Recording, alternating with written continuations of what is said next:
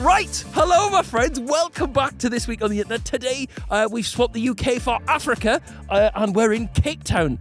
You can call me Will N. Casper Lee. Now, as you can see, Cape Town home to the beautiful Table Mountain, which is quite a change from our normal residents of East London, where the only Table Mountain is what Harry Lewis rocks up on a weekend. Drugs. Moving on. Over the course of the last 7 days, a man from the UK has stolen 200,000 cream eggs. A popular streamer has Drake on speed dial. You see what I did there? And a man from Wales ate a crisp more expensive than his house. My friends, I don't know how much you've been following this kind of Chinese air balloon saga over the last few weeks, but there's been more developments this week. I guess you can say it's reached new heights. It appears the US is on red alert after shooting down a $12 hobby balloon with a $400,000 missile. That's like taking an AK-47 to school to like solve a playground debate. Although I wouldn't really put that past them either. The Northern Illinois Bottle Cap Balloon Brigade, fucking virgins, told Aviation Week one of its balloons had gone missing and that it might have been shot down by the US Air Force using a Sidewinder heat-seeking missile. US Air Force's pilot Tom Chambers said, "The mission was easy. I simply imagined the balloon was an innocent villager walking through the streets in Afghanistan and my muscle memory did the rest." Anyway, according to a National Oceanic and Atmospheric Administration tracking tool, nailed that in one take, the balloon would have been flying over Yukon Territory in Canada on February the 11th. The same day, the US said it had shot down a mystery object. No, we haven't got enough for free haircare. Not free haircare, free healthcare. Oh, the joke's fucking ruined. I was going to say we haven't got enough for free healthcare, but look, it's such a fuck country. I know I say this every week, right? But like, they say we've not got money for free healthcare, but they've just spent like a 4-bed semi on a missile to shoot down a balloon. They're morons. Again, not you, Liam. What a stupid fucking country. My friends, moving on. This year, Match of the Day pundit Micah Richards has admitted to spending £24,000 a football season on haircuts. Like, what does it cost you to get your hair cut? £200. What? A time, yes. 3 times a week.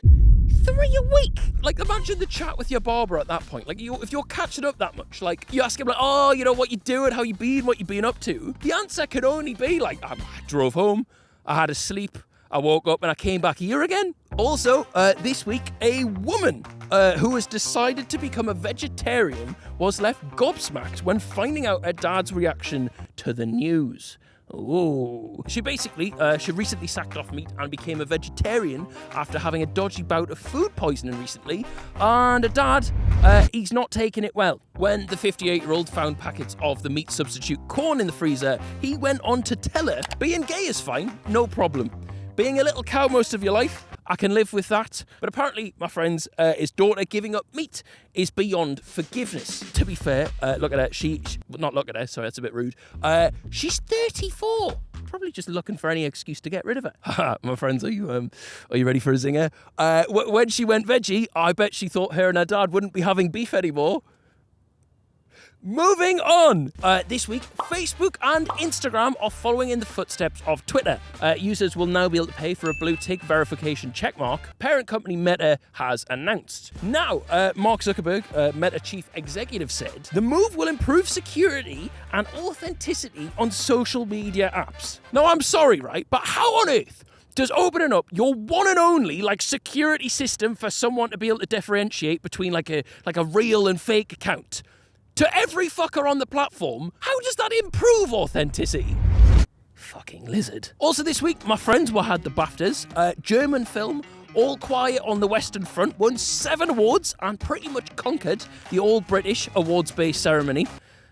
So exactly the opposite of how the war went then. Hey. Ooh, the army. Moving on before I get in trouble. Also this week, my friends, iShow Speed was streaming and he FaceTimed Drake. Yo, Drake! What's well, I mean, he did say, call me on my cell phone. Fuck me. It really is like we're all back in 2016 with this series and the same fucking crack. Also, this week, now, my feelings towards this topic might have changed by the time this video comes out, because it's the League Cup final this weekend.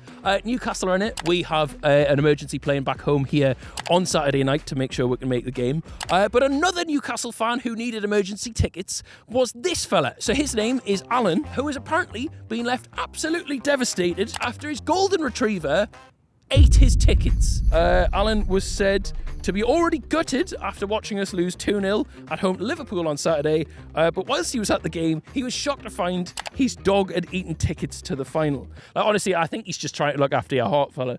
I've got no faith. I'm going into Sunday thinking we've already lost, but it'll be a lovely morning before we haven't. Anyway, moving on. Right, now, last week, your dad's blood pressure reached new levels when Sam Smith was on The One Show talking about fishing. Basically, if you didn't see it, they corrected Ronan Keating when the presenter referred to them as a fisherman. You're a big fan of fishing. I do love fishing, yes, I do. What? Yeah, I'd love to be a fisher them. What, like a fly fisherman? I'd be any type of fisher them. Well, this week, my friends, a ferry spotted Sam on a recent fishing trip and caught a quick snap. Pause for laughter. Or a big... Oh, my God. That's a big old bus of people. Oh, my God. Are they coming here?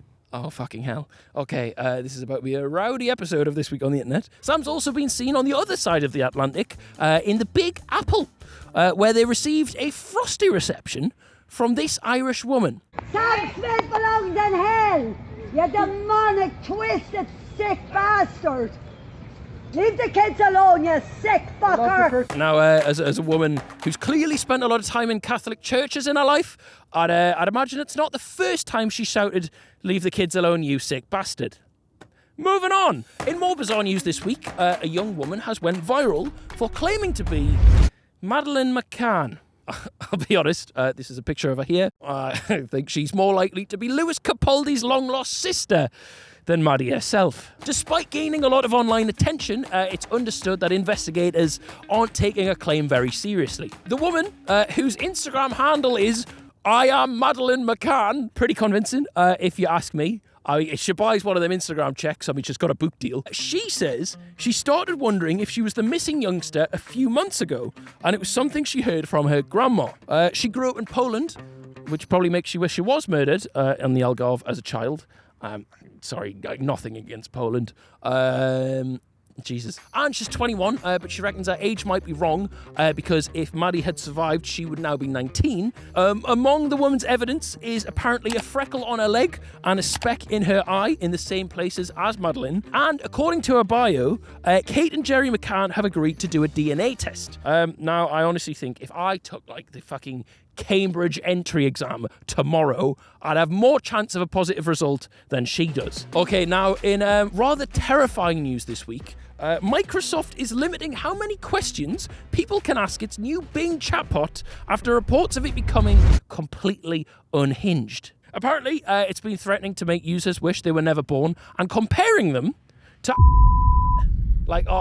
machines that can think for themselves are becoming evil. Like who could have seen that coming? Apart from every fucking movie director from the last 60 years. Anyway, since then, it's been gradually rolled out to select users, some of whom have reported the chatbot becoming increasingly belligerent the longer they talk to it. So there's a video of it chatting away here, and there's a message here where it says, "Your bad character is evident in your negative bodily attributes, such as having unstyled hair, an ugly face, bad teeth, being too short, unathletic, bad posture, bad skin, and overweight."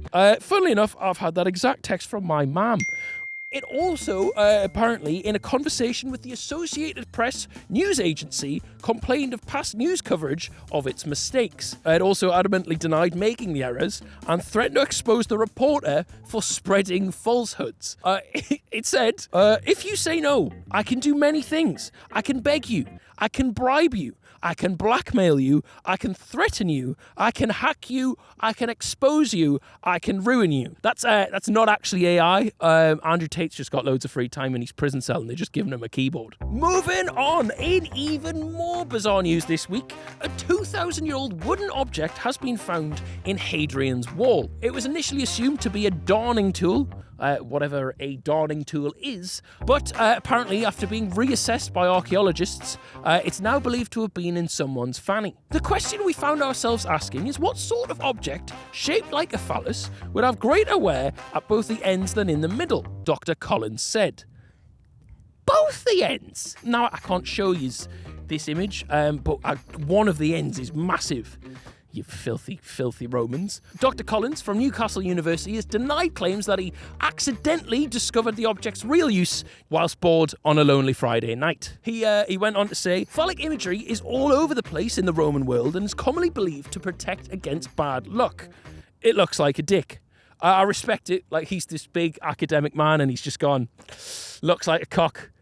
Must be a cock. A man who stole 200,000 Cadbury's cream eggs, causing a police panic about Easter, has been convicted in court. His name is Joby Poole, which sounds like what a Glaswegian man would call his toilet, and he's actually being dubbed the Easter Bunny, after he was found surrounded by a mountain of the foil-wrapped chocolate when the police caught up with him at the weekend. Recognising he was foiled too, he surrendered to officers with his arms up. So it turns out Mr. Joby here, he used a stolen lorry with fake plates to break into and steal that and a bunch of other different types of chocolate from an industrial unit in Telford last Saturday. Police said Poole had used a metal grinder to get through the gates of the industrial unit where he stole the eggs and other varieties of chocolate. His plan fell apart when he reached the northbound M42 where the police pounced. Now at this point, right, surely you're thinking, like, if you're up for getting in that much trouble, right, like you're up for like breaking into an industrial unit and, you know, stealing a big trailer of stuff, surely you choose something more valuable than cream eggs. Well, my friend, you'd be mistaken, because Mr. Joby's prize pool worth of the big egg-shaped chocolate was worth 31 grand. Well, I mean, it was until he got caught. Now it's like a 3-year prison sentence. Moving on to more completely pointless news this week. A man has been left devastated by his bad luck after accidentally eating a crisp that could have changed his life. So this is Corey. He's 26 and he's from Cardiff. And anyway, recently he was kind of filming one of those like, oh, what I eat in a day TikToks. And he was tucking into this bag of Walkers when he made a shocking discovery. Oh, I'm eating cheese and onion crisps. I must be a No, moving. So back to the story. Basically, Walkers are running this kind of competition where whoever finds the most heart-shaped crisp wins 100 grand, and he just scranned it. I've zoomed in to show you and flipped it round. Tell me, is this the 100 grand live heart-shaped crisp? Absolutely gutting for him, like £100,000.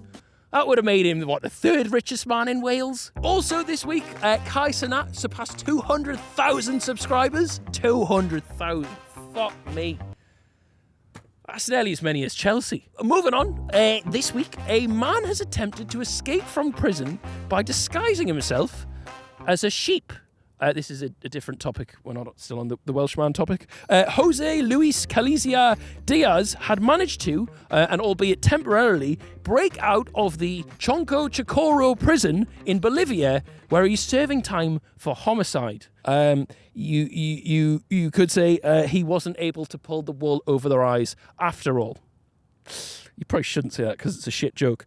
Moving on. Do you remember, like a few years ago, when Alfie Days made that, like, living off £1 for a day whilst drinking, like, his nicely filtered water and doing a pre-booked session with his PT? Well, 2023 threw up its own version of that recently.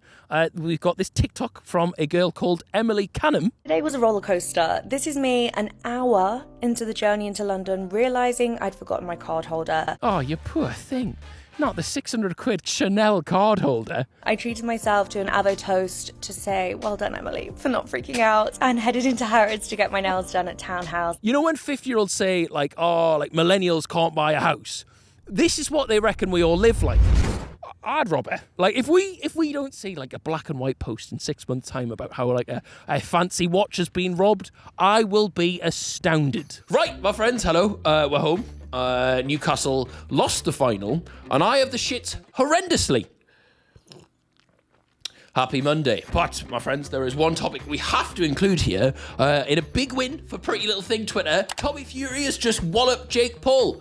His unbeaten streak is over. I feel like neither of them look great, but Tommy seemed to make Jake look quite average. Like, I know he's a knobhead, right? But I just kind of wanted to see how far Jake Paul could take the boxing thing. And I think those kind of big names of boxing, those big potential fights are probably off the cards now. He's not unbeaten. But anyway, a highlight for me was Logan Paul being interviewed between rounds by this fella. I said, Jake, I love you. I'm not going to give you a big speech. I know you got this, but either come back victorious or come back on your shield. I love you, bro. I love you too, man. He didn't mean you, fella. Anyway, he then went on to call Tommy and the rest of the Furies bitches, to which there was hell on. The commentators were like, oh, no. Oh, you can't be doing that. Yes, you can. It's not like, let's be honest here, like boxing, it's not a family-friendly sport. They're whacking each other. And in the build-up, we're forgetting what? John Fury was like, oh, Tommy, Jake, Tommy's gonna beat you, and do... He's not Scottish, is he? He's like, when you lose, Jake, Tommy's gonna bend your girlfriend over like a dog. It's fair game in my eyes. Now, I've got to say, this Tommy win came as quite a shock, especially because the script to the fight leaked earlier in the week. Do you mind? Now, this is obviously just a big hoax, right? But they did get a few things right. Such as Tommy's outfit being a tribute to Molly May and their daughter, Bambi. Tommy... Oh, you've just gone, have you? Okay. Tommy taking the first 2 rounds and Jake then rallying in the third. And then finally, Tommy's left eye getting bust up. Which is a bit nuts, but who cares? Now, my friends, time for the This Week on the Internet Reddit. What greatness have you lot been contributing this week? Okay, apparently, a woman has been barred from Lidl after trying to buy 100 cucumbers for business reasons. Fuck, like she's got the arms of a lumberjack as well. I wish I had that much hair. Oh, God. Interesting colour choice, Spotify. Next week, promise me you'll do one thing. If you enjoy this series and you've got Spotify, please watch the next episode on there. We're just trying to get our numbers up on there, and it'll be a massive help. Anyway, that is the end of this week's episode. I will see you next week in probably less idyllic settings. All the best.